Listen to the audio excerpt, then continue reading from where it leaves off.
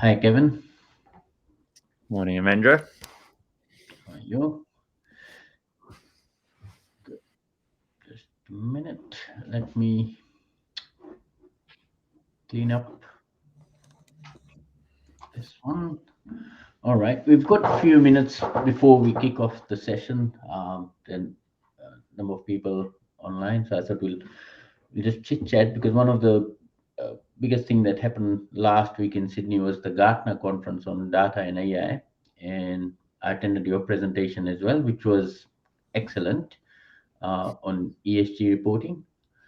Do you want to just give a quick highlight for our listeners as to how that went and what Yeah, was that about? yeah, sure. So we were fortunate. We had 186 people turn up. We only had space for 40, so it was standing room only, which is great. It's always a challenge with those type of presentations because there's a lot of, we don't know who's going to turn up. So given a presentation that will resonate with everyone is a bit of a challenge. So, but it was well received. We had some good conversations afterwards. I had a chat with a miner, a retailer, and an insurance company, and all of them could see how Planning Analytics could help them with their budget and forecasting across their enterprise. So it was really good. Nice. The other cool thing I found in the Gartner conference was uh, the huge amount of discussion on AI and the term AI, and that's come about because of ChatGTP coming into the mainstream. But IBM's been dabbling in AI for 40 years. Is AI available in planning analytics, and how does that work?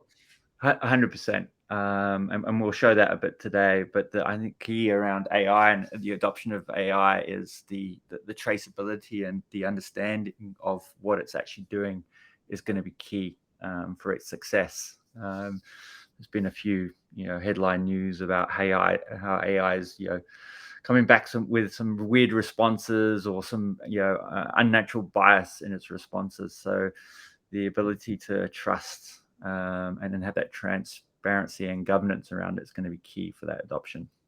Yeah, and I think one of the Gartner guys were talking about AI without governance is very dangerous, and I think we here in Australia we're seeing the effects of it with the robodebt and few other things where AI, if let loose without the right guardrails, can become sort of detrimental. Yeah, 100%. And there's a few stories out there. There's one from Apple. I didn't even know about this one, but there was an Apple credit card, and they were using AI for the approvals of those loans, but it was unfairly had a unbiased for the female demographic and was rejecting it, even if their partner got accepted. The other partner didn't get accepted, and it was just because of this unbiased. Well, so the bias in the AI, Yeah. and we haven't never even saw Apple credit card here because it ended as quick as it started because of things like that. Yeah, no, it is great when it works, but it can be dangerous when, and the worst part is you don't know it's not working till it's a bit too late and it comes out in the media. 100%. Yeah, the just we'll give it a couple more minutes for a few other people to join in. We supposed to kick off at 10:30 proper.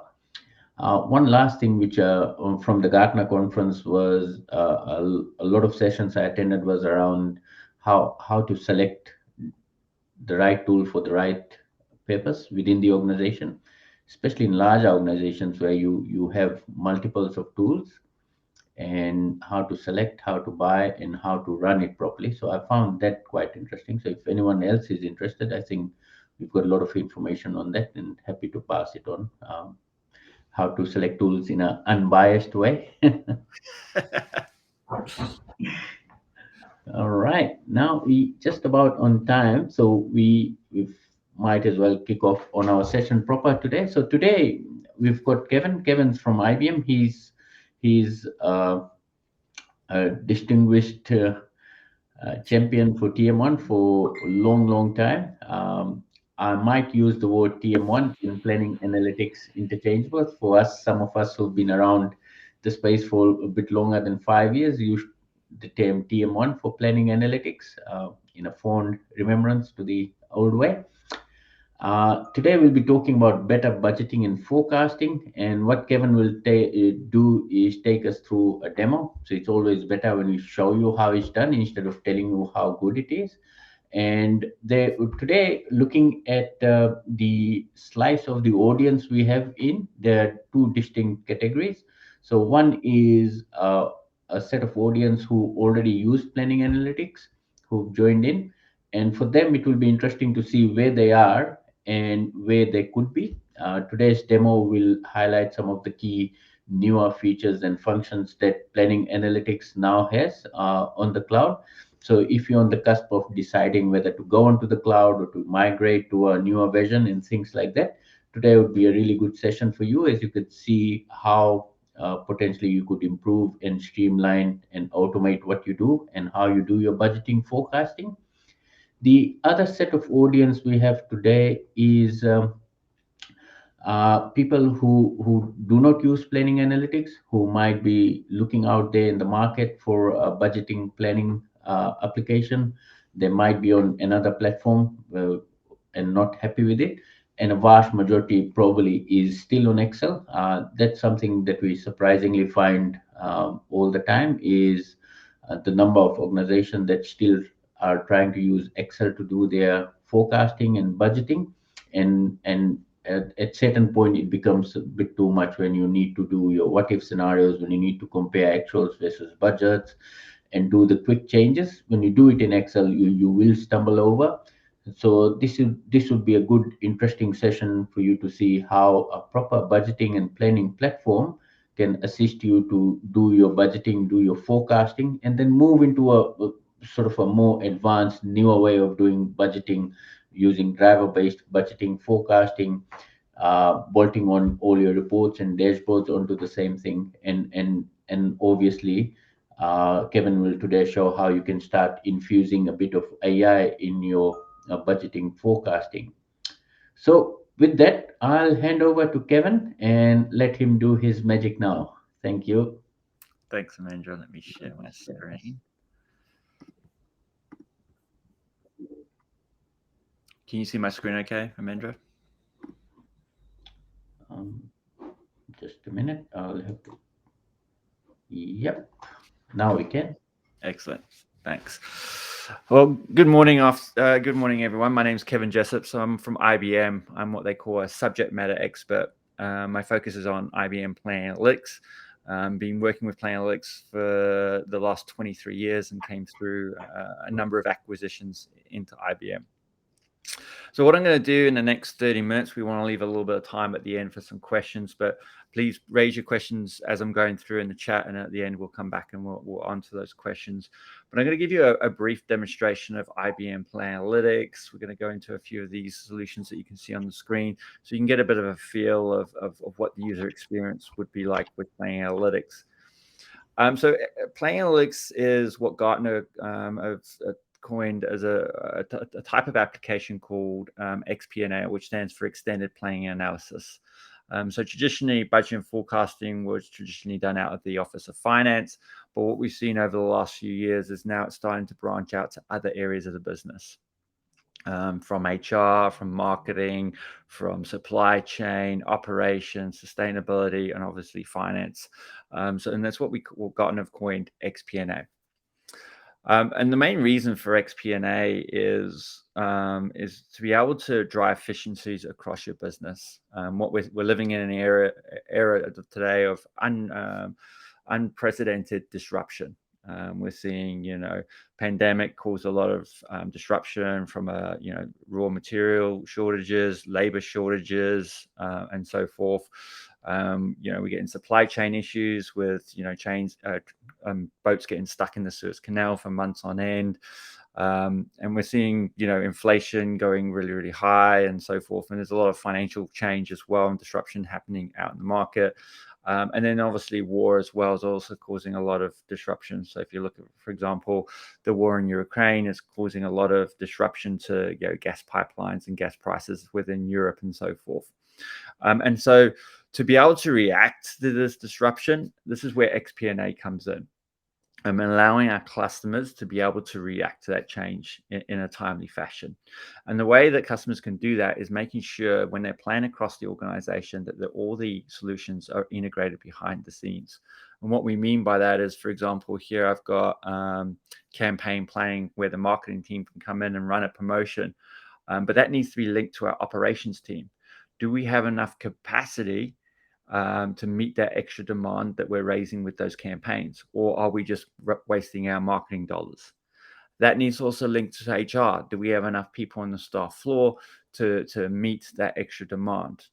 If we don't, we're going to end up with customer satisfaction issues and so forth. So having all these assets linked behind the scenes is critical for a successful rollout of an XP&A solution.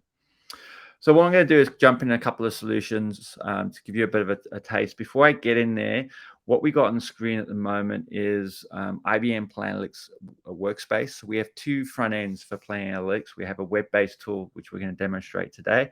We also have a Excel integration as well. So everything I'm showing you today, you can do in Excel. Finance love Excel. So we have a lot of clients using both interfaces where finance go in and do all their budget and forecasting and reporting within Excel. And then the rest of the organization, especially when we get into operations, marketing, HR, and so forth, they like a more of a graphical web-based tool. But everything I'm showing you today is available in both tools. So what we got on the screen here is a nice welcome message. New users can play a video. Below that, we've got what we call your applications. So as I mentioned before, the idea is to have as many applications that span your organization and have them linked behind the scenes. But we don't want the users to be overwhelmed with 30 or 40 or 60 different apps that they can choose from. This screen will actually limit the applications the user can see based on their user profile. So if they're in marketing, they'll see the marketing app. If they're in sustainability, they'll see the sustainability solutions and so forth. So this screen will automatically filter the apps that are relevant to the particular user groups. So we're going to jump into a few of these apps this morning, just give you a bit of a sense of different styles of budget and forecasting, and give you a bit of sense of the key capabilities within the platform. So first, what we're going to look at is an corporate planning. So this is an example of a top-down budget, so where corporate can come in at a high level, set some high-level targets, and then push it out to the rest of the organization and give them a target to achieve from a budget and forecasting point of view. So I'm going to launch this corporate app, and it'll give you a bit of a sense of the look and feel and the user experience as well that the user can we can achieve within the tool. Everything I'm showing you today is highly customizable. So we can bring in your corporate color templates. If you've got a specific font, we can bring them in as well. But everything we're showing you is highly customizable. The goal is to use design thinking principles, UX design, to create a easy to use and intuitive interface that doesn't require weeks of training. It should be like an app for your mobile phone.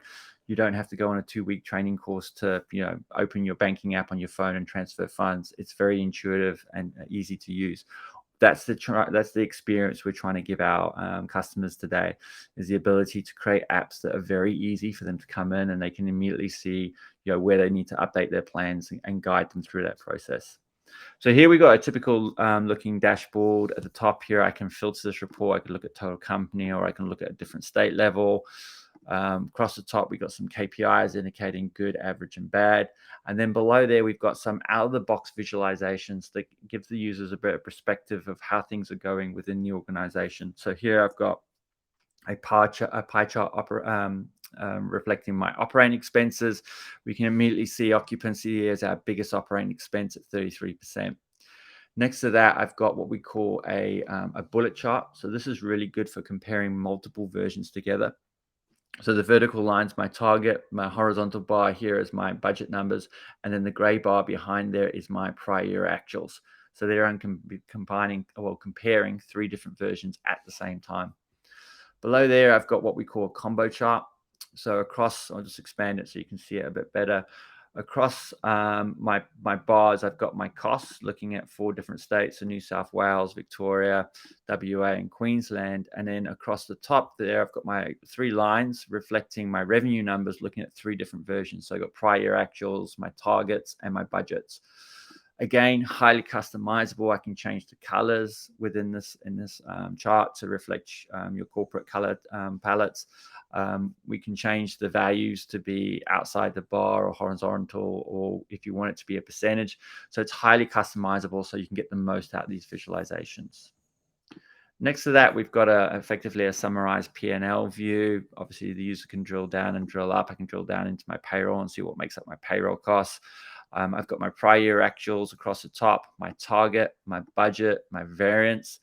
So how do my target and budget compare? And then my variance percent as well. And then so corporate can come in here at a total company level, a full year, and go, actually, I want to increase my revenue by 10% for the whole organization. And they can just type in INC 10%, and they will go and increase it up to 332 million. On the next tab, that's where we start allocating it out to the rest of the organization. So we can see that 332 million coming through in our title at the top there. We can also see it coming through in this table. And then we're allocating it at a city level based on a predefined driver. Typically what our customers would do is allow each of the regions to determine their revenue profile. So how they're going to make that target over the full year, which products and services are they going to sell for that within that particular year, because different demographics and different regions will obviously buy different products and services and so forth.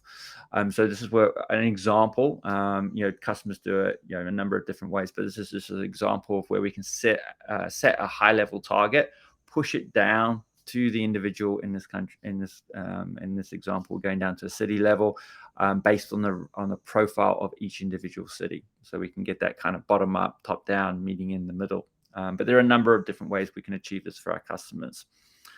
Next to that, we've got some more out-of-the-box visualizations. So here I've got a heat map, so we can immediately see that Sydney's going to bring back the most revenue. Or I've got it next to that, I've got it as a horizontal bar chart. This time I've decided to show the value as a percentage outside the bar. Again, just showing you how you can customize these visualizations. All right, so what we're going to look at now is an example of a bottom-up budget. So how do we build the budget from the bottom up? And what we're going to do is start incorporating some workflow capabilities.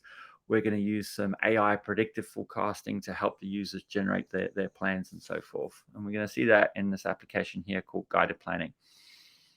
So let me quickly launch this for you. Here we go. All right, so in the left pane here, we've got the name of the application, a brief description of what the application is doing. And then below there, we've got a number of tasks that the budget administrator can set up to guide the user through their planning process. So firstly, they have to come in and update their revenue number. That budget cycle is going to start on actually, this is American dates. I should have changed it, but on the 4th of September. Then on the 10th of September, we're going to update our CapEx. And then on the 7th of, in August, we've gone back actually. We're going to update our CapEx. We can set up dependencies between these as well. So for example, they can't go and update their CapEx until they've completed their, updated their revenue numbers. We can also set up security around these tasks. So not everyone has to do all these tasks. There may be a HR or payroll task that may only go to the HR team. So this task list can be very flexible to meet your individual budgeting needs within your organizations. Under each task, we have one or more assets that the user needs to complete to complete this task. So under update, they need to go into the planning asset. Once they've updated their revenue numbers in the planning asset, they can come in here and go submit. They can put some narrative or commentary around the updated revenue numbers. They may put, it's in line with inflation or within, CPI index or whatever it may be. But numbers just only tell half the story. The ability to put in some narrative around why we're submitting those numbers is really important. We can also upload files as well. So if you've got some supporting documentation for your budget submission, you can upload a Word document, PDFs, and so forth here as well. And I can go and click submit. And then depending on how we've set up the workflow, if the budget goes to the first line manager will get an email notification that says, Kevin submitted his budget, please go in and review his budget submission, and they can either reject or approve it and so forth. So what we're going to do now is quickly update our revenue numbers, and we're going to use this planning asset that's already loaded on the right here because it's got that tick next to that. So I'm going to minimize this pane to maximize our real estate. So the first screen we land on is all around scorecards and metrics. And what we're trying to do at IBM is take the traditional approach of budget and forecasting, which is 90% data entry and 10% analysis. What we're trying to do is flip that on its head and have 10% data entry and 90% analysis. And that's where the value add is. That's where you make your business decisions and so forth. So the first screen we land on is all around scorecards and metrics and how's the organization currently trending. So on the top here, I've got a summarized P&L view. I've got my actuals, my budget. I've got my variance percent. How do my actuals and budgets compare? And then I've got a trend to indicate, is it getting better or getting worse? Do I need to make corrective action? Below there, I've got some more out-of-the-box visualizations to help the user understand what's happening within the organization.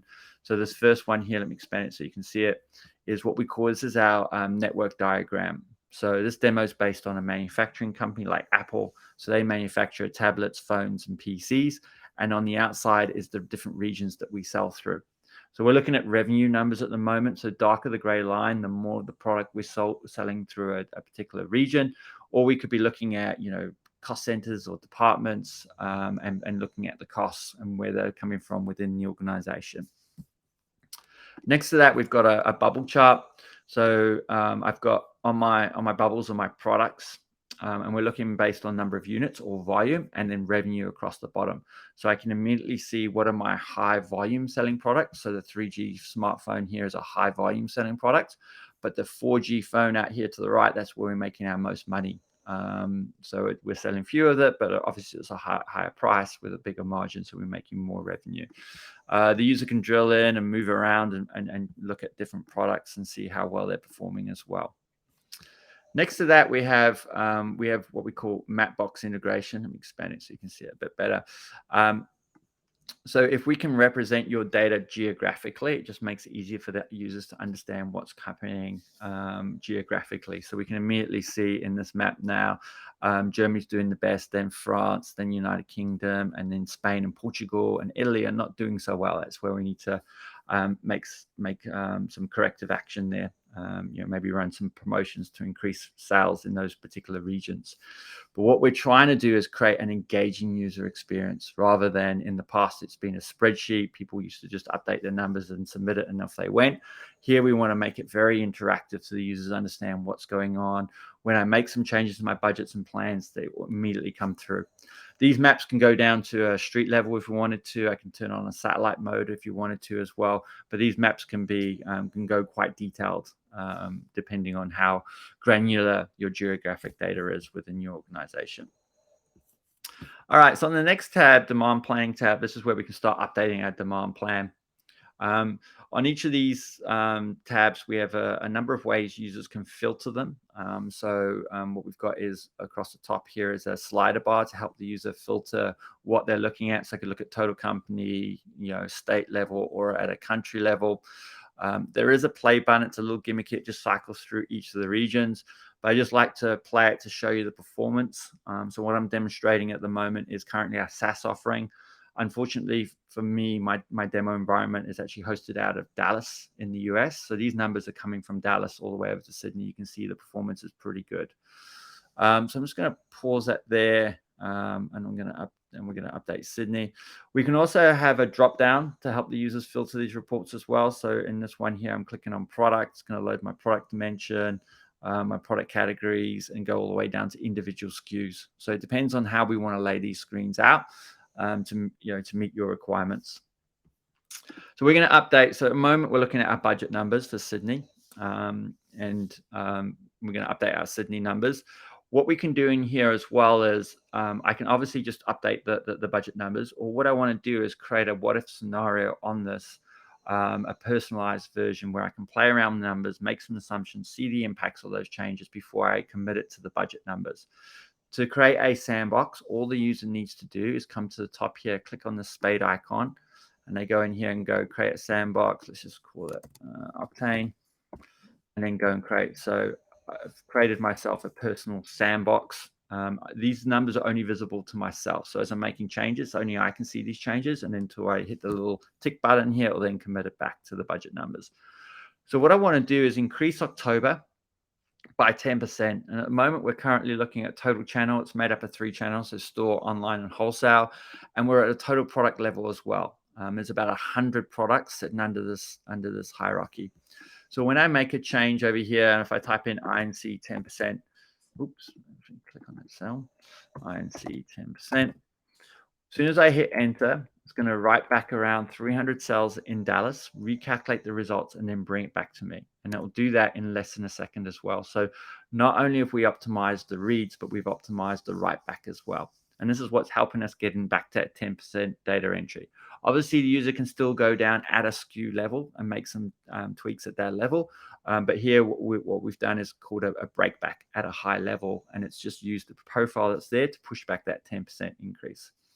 The other thing we can do in here as well is we can do things like holds. So for example, during the pandemic, people were buying through online and wholesale and didn't do so much through stores. So I can hold stores where they are. If I go in here and go hold, and then I can come at the highest level and then say, let's make it 6K. It will change. It will leave stores where they are, but change online and wholesale proportionally. So it's not an all or nothing thing. I can actually pick where I want to apply these changes or I don't want to apply these changes. So I'm going to release this hold. So we've added a number of shortcut keys here to help the user update their plans. So for example, in March, I want to make it 2,500 from March to the end of the year. I can just do 2,500 to the right. Again, it's going to update, in this case, around about 1,000 cells, so 10 months down to 100 products, and it does that in less than a second. The other thing we noticed is that people would get out a calculator or use a spreadsheet to calculate the value to put back into Planning Analytics. So what we allow users to do now is use formulas to update these cells. So for in February, for wholesale, I want to sell 200 units for every day in February, so 200 times 28. The result of that formula will get written back to that cell. Again, trying to make it a bit easier for the users to update their plans. Or they can get a bit more sophisticated and go, actually, I want to start at 2,100 and I want to grow by 10% per month. And just put in that shortcut and it will start at 2,100 and then grow by 10% per month. Effectively, we're doing a straight line forecast there. We can apply different profiles to your data as well. 445, 52 weeks, 53 weeks, quarter ends, whatever it may be. Construction companies like to apply what we call an S-curve profile. So when they run a project, the costs ramp up in the early months and then taper off near the end. And it gives them what they call an S-curve profile.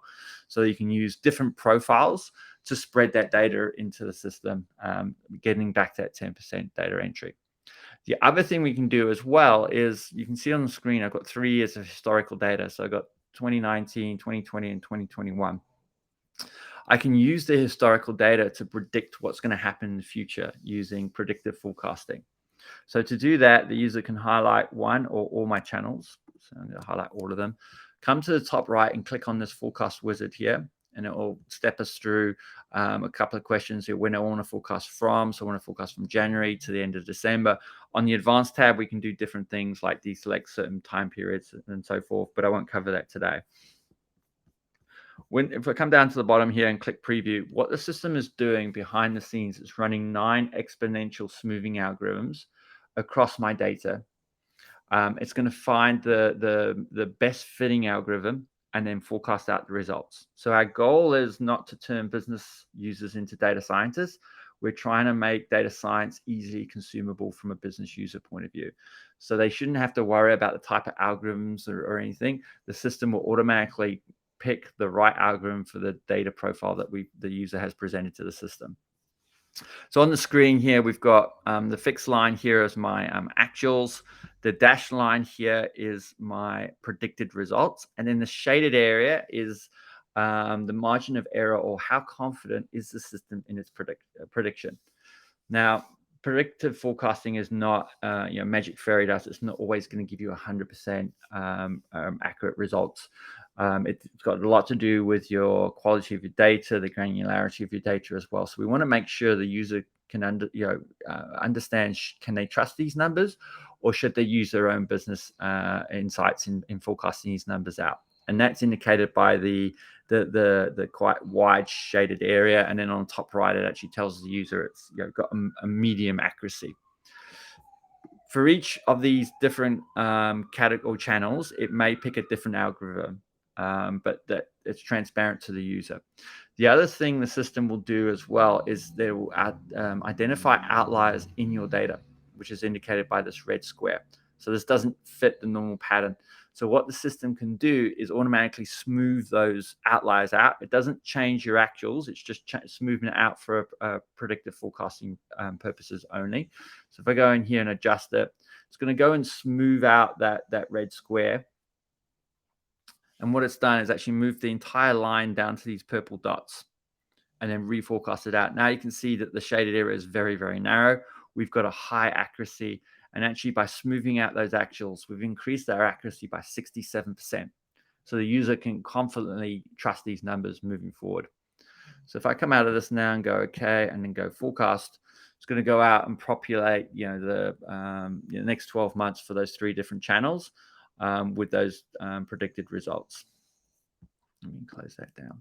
Again, that's how we're getting back to that 10% data entry. Rather than user going in for each channel, each product, and so forth, we can use predictive algorithms to forecast the numbers out. Gives the user a nice guide, and then they can go and augment this numbers as they feel fit. So, for example, in March, they will actually, that needs to be 900, and then go in there and update that number. So it's helping our users, get to those forecasts a lot quicker and react to disruption a lot quicker with using these different capabilities within the platform. All right, so what we're going to do now is have a look at some of our sustainability solutions. Let me launch this here.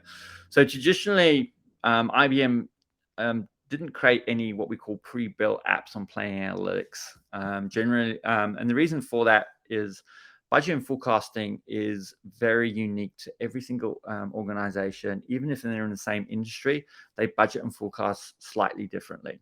Effectively, it's each company's strategic roadmap to success. How are we going to increase our market share? How are we going to reduce our costs? We're all done during within the budgeting and planning process. So for IBM to come out with a pre-built app that meets everyone's requirements is one, almost impossible, and two, you lose that strategic advantage that we can take your IP, embed it into the planning process, and create a strategic platform. What we are starting to do with sustainability solutions, because it's based on United Nations 17 goals, it's exactly the same for every company and every industry and every country around the world. So now we can build, we can create what we call pre-built solutions that users can come in and download for free and start using them. So at the moment, we've got 7 applications that we've created, and we're constantly adding to this over time. So here I've got the first one is ESG reporting. Underneath that, I've got a GHG accounting, or greenhouse gas protocol solution, where we can bring in your kilowatt hours and then multiply that by an emission factor to work out CO2 equivalent, which stands for carbon dioxide equivalent, which is basically carbon dioxide in kilograms. And then we can start calculating that out within the system. We've got a scope 3 asset. So sustainability is broken up into 3 different scopes. So scope 1 is emissions from direct operations. So for example, IBM, all our offices obviously consume electricity. That electricity is a scope 1 ESG report type. Scope 2 and 3 is now looking downstream and upstream and looking at how those emissions impact our organization. So it's looking at things like emissions from our suppliers. So from an IBM perspective, we need to go out and buy laptops for all our users or employees. But when we acquire laptops from Apple, Microsoft, Lenovo, whoever it may be, there is a CO2 is emitted in the manufacturing of those laptops, and obviously the ongoing running of them as well. But the emissions that are created in producing a laptop needs to be added to IBM's total ESG rating under scope 3. And that's what that asset does. We're going to look at that in a few moments. We've also got assets around supply chain where we can start tracking the ESG ratings for individual raw materials. And then when we run that through a bill of materials, we can get a not only fully costed product, but a fully ESG calculated for the finished goods. And we're looking at, how far did the raw materials have to, come and so forth. That asset's actually around a dairy company, and when we start tracking out, all the way down to a cow level, and then we're looking at the type of feed the cow is consuming. So grass emits less methane gas than if they're grain fed and so forth. Dairy cows have emit more emissions than beef cattle and so forth, and we're tracking it at that relatively level. Got a couple of industry assets, so one for the chemical one for the financial industry. So we're looking at green portfolio. So you're looking at where you're investing and what the ESG ratings are for those companies that you're investing in. We're going to be developing a new app called Financed Emissions as well, where we're looking at when you're loaning money out, what is that money being used for? Again, especially around the agribusiness, that's critical. So methane gas is 4 times worse than just carbon dioxide. So that's where a lot of the big banks are now looking at who they're lending their money to, because they now have to include that in their ESG ratings and so forth. We've got a sustainable logistics solution as well. So we're looking at logistics. Are we going to run an electrified fleet, or are we going to optimize, our route profitability, or whatever it may be, and what's that going to have an impact on our logistics and so forth. So these apps are all available on our IBM's accelerated catalog, and all our customers can come in and just download these assets for free and start using them. So I'm going to quickly take you through the Scope 3 asset. So this asset here was designed to allow procurement to make an informed decision about which supplier they're going to use, not just based on costs, but also based on the ESG ratings within those companies as well. Because it can have a big impact on your total ESG calculations. So on the first screen, we've got a bit of a perspective from a procurement point of view. We can see where we're spending our money. So this demo is for a manufacturing company. They need to go out and source from their suppliers packaging containers, product and storage and delivery products and so forth as part of the manufacturing process. So on this screen, we can immediately see how much we're spending on bags, pallets, and bottles as part of our manufacturing process. On the right, we're tracking actual and projected spend and emissions footprint. So the purple bars are my cost, and then the green bar is my emissions by product category. On the bottom left, we're tracking the individual suppliers to see what their ESG ratings are by supplier. So when we move forward, that we can make an informed decision about which supplier we're going to use. And on the right here is the emissions footprint for this current organization. So the purple bar is our current emissions footprint in kilograms. And then the blue bar is our defined emission ceiling. And we'll have a look in a few moments how we set our emission ceilings and how granular we can go with that. And it's helping organizations reduce their emissions over time. So a lot of the big companies are coming out and going, we're going to reduce our emissions by 30% by 2030. This is how they're setting those emission goals and then tracking to that and making sure they're on track moving forward. On the projected spend tab here, this is where we tell procurement how much they need to buy. For demo purposes, I'm going to add it. I'm going to do it manually here. But in reality, this demand will be coming from the lines of business. It'll be coming from operations and so forth. And they'll be telling procurement how many bags, bottles, and pallets they need to purchase at a monthly level. So they may want to purchase 5,000 bags, 10,000 bottles, and 15,000 pallets. Or we can use the 3 years of history data that we used previously. So rather than me going here and typing in 36 cells by 3 different product categories in 12 months, I'm just going to quickly run a predictive forecast across the top of these to save some time. So I'm going to go in here and run that forecast. Again, helping get down to that 10% data entry. So it's going to populate those numbers in there for me. And then, obviously the business can come in here and make some minor tweaks. So that's what we, based on historically what we've done, this is what we need 7,568 bags in January. But it may be that we might need a little bit more. So the user can go in here and go and tweak that to be like, let's say 8K and so forth. So they can augment these numbers, but it gives them a nice starting point, and then they can then go and tweak these numbers moving forward. Also on this tab here, we're setting the total procurement budget. So how much is procurement allowed to spend on bags by month? And we're also setting the emission ceiling by product category as well. So I can go in here and set our targets very granular at a product level. And then when we go through the procurement process, we can make sure that we're operating within our cost budgets, and we're operating within our CO2 ceilings as well moving forward. On the next tab, this is where we start looking at individual products by supplier. And so on the right here, we're looking based on energy or CO2 in kilograms. So how many kilograms of CO2 emitted in the manufacturing of bags by supplier.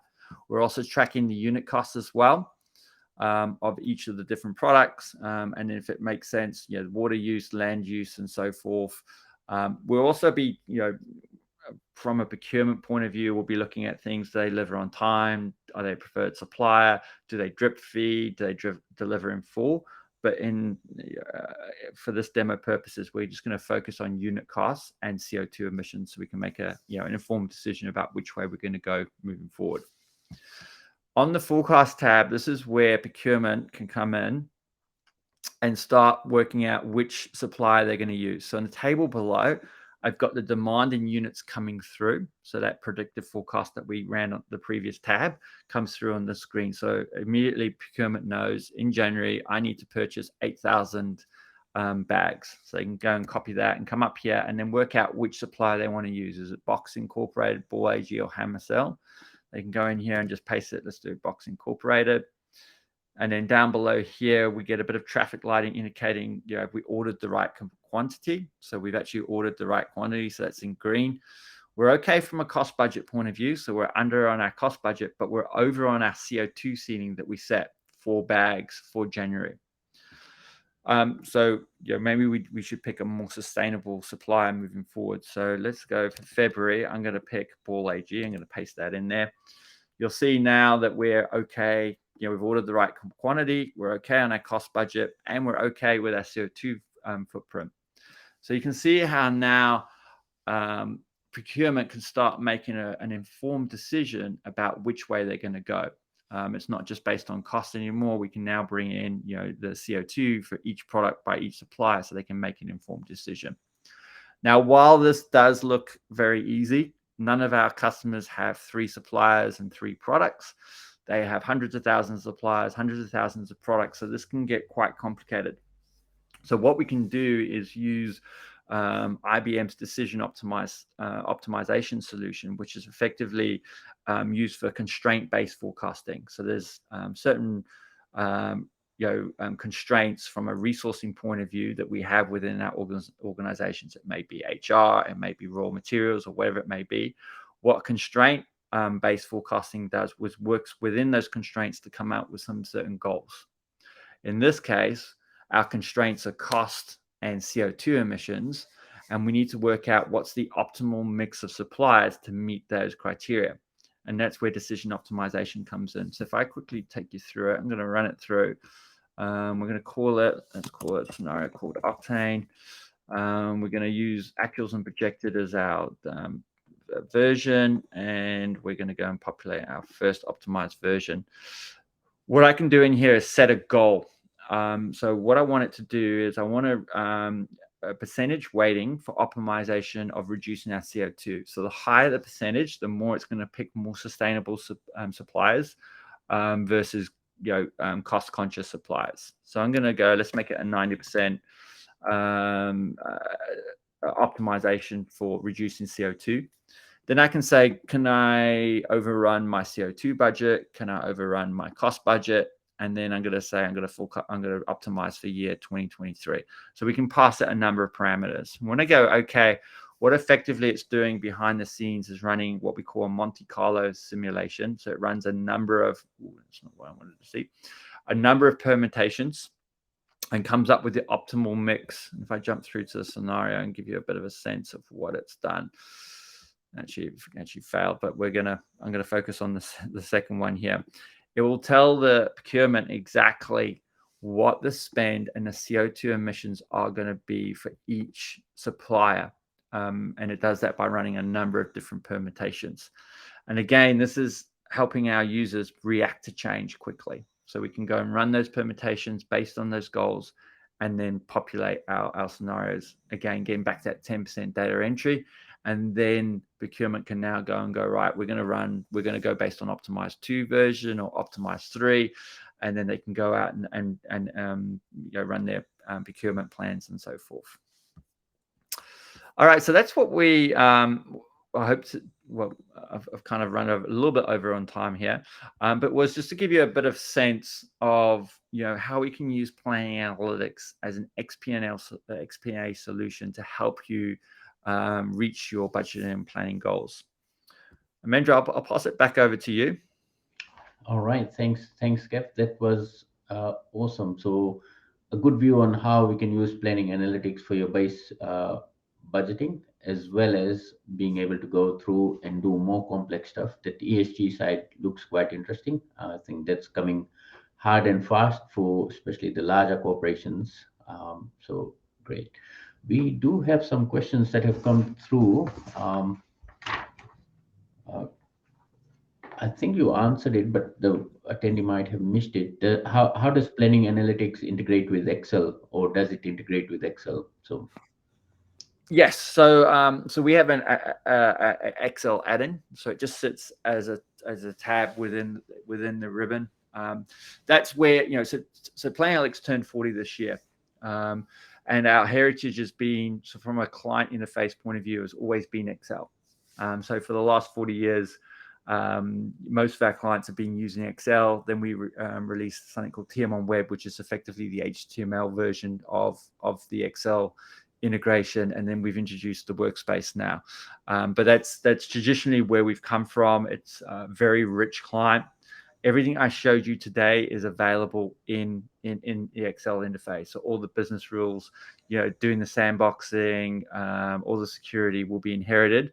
It's just we're using a familiar interface that our customers trust and love, but everything else is sitting inside Planning Analytics, and we're just using that nice familiar interface to reach our users. yeah, for our customers, what we notice is that the finance and the super users tend to use Excel as the interface because that's their home, and they love and use Excel all the time. But they have the guardrails of using Excel within the confines of the cube, so that makes it really easy. And they use the dashboarding functionality to push it out to non-core finance people. So that's an interesting way that most of the users use it. The other thing that's come through is, which probably two related questions. What type of clients are using this? And it's come from a sort of a small company, so probably around 10 user type scenario. So give us a sense of who's the client base, who uses this. I do know, like all the top end of town, like all the banks and all the energy companies, all the top telcos use it. But give us a sense of the lower end of the town, who are using it and how. Yeah. So we're across every industry. So everyone goes, oh, which industry you focus on? We're across all of them. Everyone needs to do budget and forecasting.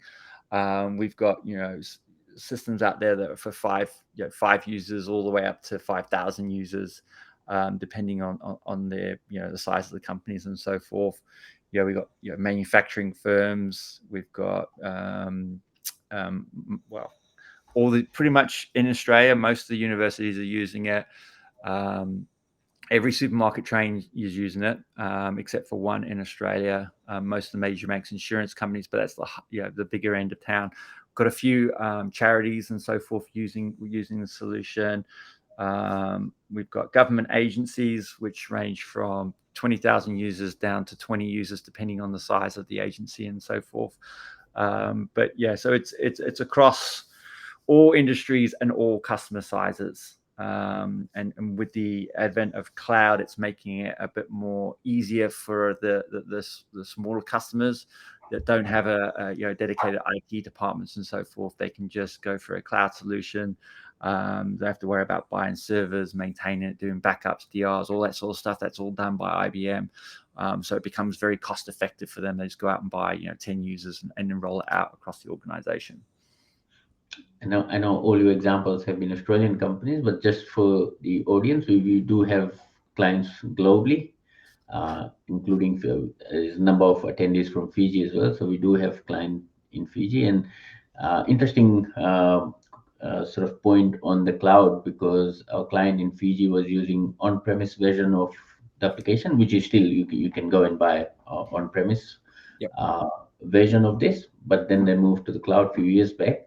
And what we found is that the cloud version, which the cloud data centers based in Australia, were actually quicker than having their own data centers on premise. So, yep, it's come a long way, and I think to this day and age, 99% of our sales is on the cloud now. Yeah. We're seeing on average about a 30% cost reduction by moving from on-prem to cloud, just because there's no more hardware cost, depreciation, FTE supporting it, and all the stuff that comes around that. So clients on average are saving around 30%. They're seeing around about a 25% increase in performance, and the main reason for that is that we test the hardware that we run on. We're finding that AMD is 20% faster than Intel for running Planning Analytics. And we've noticed a lot of our clients run Intel-based servers. So that's where we're seeing that performance gain. And then the third reason that they're moving is to de-risk the platform, because it's all IBM. If there's an issue with the data center, with the hardware, the OS, or Planning Analytics itself, it's all IBM. We do all the backups, DRs, upgrades. We're doing around about 100 upgrades a day for our clients around the world. Our clients probably do an upgrade we would like them to do it every year, but I don't think any of them actually do it. It's more like every 2 to 3 years they're doing it. So it's not a very rehearsed activity for our clients. So that's where things, if it's not going to work, that's where it's going to happen. But for us, because we're doing so many a day, and we know exactly what the environment is, we know exactly the OS, the security patches, we know everything is controlled from IBM's perspective. So our upgrades are very, very quick. And the other thing is clients get to nominate when to do the upgrades as well. So we don't force them upon our clients. They tell us when they want to do it, because we want to make sure that it is a mission critical platform. We don't want to do an upgrade during the middle of the budget cycle. We want to work with the clients. So the clients will nominate when they want to do the upgrades, typically during a quiet period outside the budget cycle, and then we do it for them, and off they go. Yeah. I should slide another point in, is that we at Octane, we do a number of upgrades. So moving, if you are an existing on-premise planning analytics user, we currently offering a fixed price upgrade mechanism. So because we do so many of these, we've got it down pat, and we've got a team and a checklist that goes through and just runs through the upgrade. So if you are thinking about moving to the cloud and you're still on premise, send me a message, and I'll talk you through what are the options and how to approach it, whether you use us or your existing partner. All right. In interest of time, we'll run through. There's a follow-up question which is around working from home, how RDP. So a bit technical, but just to simplify it, one of the other advantages of using Tier 1 on the cloud is, especially around COVID, when people were working from home, it made it far easier. Instead of going in via RDP or any other mechanism, is just log into the internet and off you go. So are you seeing that driving a bit of the cloud adoption? Oh, 100%. So the new interfaces that I showed today, so the workspace and our Excel add-ins as well, use the REST API. So you can now connect from anywhere in the world. And it's helped IBM. So we now only have our demo environments in the US.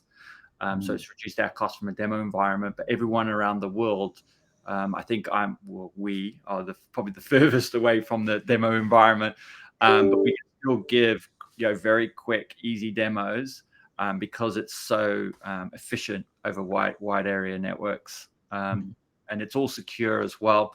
So TLS 1.2, it's all encrypted. It's very secure as well. So not only is it fast, but it's also very secure as well.